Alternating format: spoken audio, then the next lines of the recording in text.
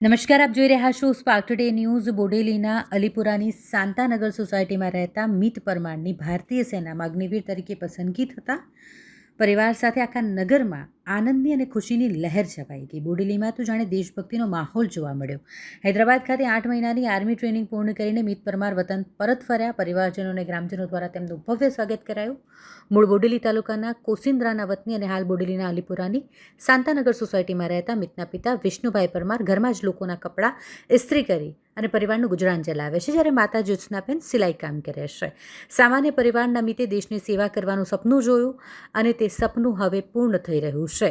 પ્રથમ વર્ષમાં જ અગ્નિવીર તરીકે ભારતીય સેનામાં પસંદગી થઈ છે તેની, અને તેમણે દેશ સેવાને પ્રાથમિકતા આપીને લગભગ 2 મહિના વડોદરા એક એકેડમીમાં પ્રવેશ મેળવી ત્યાં પ્રાથમિક ટ્રેનિંગ લીધી। અગ્નિવીરની ટ્રેનિંગ માટે તેઓ હૈદરાબાદ ખાતે પહોંચ્યા હતા અને જ્યાં તેમણે 7-7.5 મહિનાની સખત આર્મી ટ્રેનિંગ લીધી અને ટ્રેનિંગ પૂર્ણ કરીને પહેલી વખત જ્યારે પોતાના વતન બોડેલી પરત ફર્યા ત્યારે પરિવારજનો અને ગ્રામજનોમાં ખુશીનો માહોલ જોવા મળ્યો। ફુલહાર અને પુષ્પગુચ્છથી તેમના પરિવારજનો સાથે બોડેલી નગરપાલિકાના પ્રમુખ ઉમેશ રાઠવા, કારોબારી અધ્યક્ષ જિગ્નેશ ચોકસી, કોર્પોરેટર મહેશ બારિયા, અગ્રણીઓ વિજય પટેલ, હિતેશ કોહલી વગેરે દ્વારા તેમનું ઉમળકાભેર સ્વાગત કરવામાં આવ્યું અને તેમને અભિનંદન અને શુભકામનાઓ પાઠવી હતી। उपस्थित सभी लोगों का मैं हार्दिक अभिनंदन करता हूं।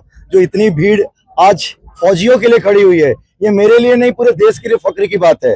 मैं एक ही बात कहना चाहता हूं कि अब तक जो बच्चा पैदा होता है वो अपने माता पिता के नाम से पहचाना जाता है, पर आज के बाद जो वर्दी वाला बच्चा होता है, वर्दी वाले बच्चे के माता पिता उस वर्दी वाले के नाम से पहचाने जाते हैं, क्योंकि ये देश के लिए होते हैं। मैं उनके माता पिता का बहुत दिल से धन्यवाद करता हूं, जो ऐसे माँ बाप अपने बच्चे को अपने देश के लिए तैयार करते हैं, जो भारत के लिए तैयार करते हैं, भारत माता के लिए तैयार करते हैं। सो मैं बलिदान फिजिकल एकेडमी वडोदरा से निरंतर बच्चों को तैयार करता हूं। हजारों से ऊपर बच्चे मैंने छोटा उदयपुर से निकाला है। मैं जानता हूँ रूरल इलाका है, सो ये सेवा है मेरे लिए।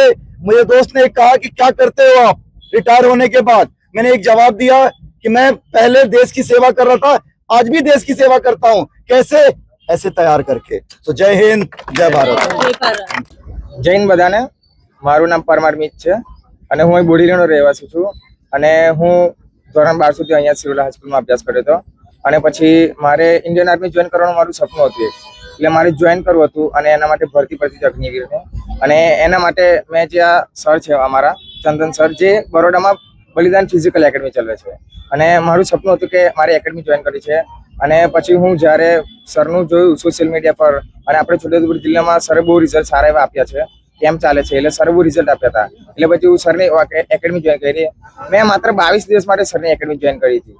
મારી 22 દિવસની પછી મારી ભરતી હતી અને 22 દિવસ માટે હું સરની એકેડમી જોઈન કરી હતી અને સરે મને 22 દિવસમાં જ રિઝલ્ટ આપ્યું સારું એવું, અને હું રિઝલ્ટ આપ્યા પછી મારું સિલેક્શન થયું।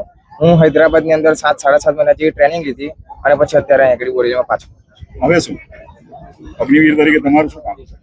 અગ્નિવીર તરીકે બસ દેશની સેવા કરી, બસ હવે આગળ દેશની સેવા કરું। હું મારા મિતના પપ્પા છું। મારો છોકરો હૈદરાબાદમાં ટ્રેનિંગ કરી, સિકંદરાબાદમાં 8 મહિનાની ટ્રેનિંગ પૂરી કરીને આજે ઘરે આવે છે, અને એ ઘરે આવે છે ટ્રેનિંગ પૂરી કરીને એને આ સારું કાર્ય કર્યું છે, એ બદલ અમને ખરેખર બહુ ખુશી છે અને બધી રીતે જ સારું છે। મારો છોકરો જે એનું સપનું હતું એ સાકાર કર્યું, એ બદલ અમને બહુ ખુશી છે। મારો છોકરો 8 મહિનાની ટ્રેનિંગ કરીને હૈદરાબાદથી આવે છે અને એ વાતની અમને બહુ ખુશી છે। એના સ્વાગત માટે અમે અહીંયા આવ્યા છે અને અમને ખૂબ ખૂબ આનંદ થાય છે। મારા છોકરાને મેં 8 મહિનાથી દેખો નથી, એને અમને બહુ ખુશી થાય છે।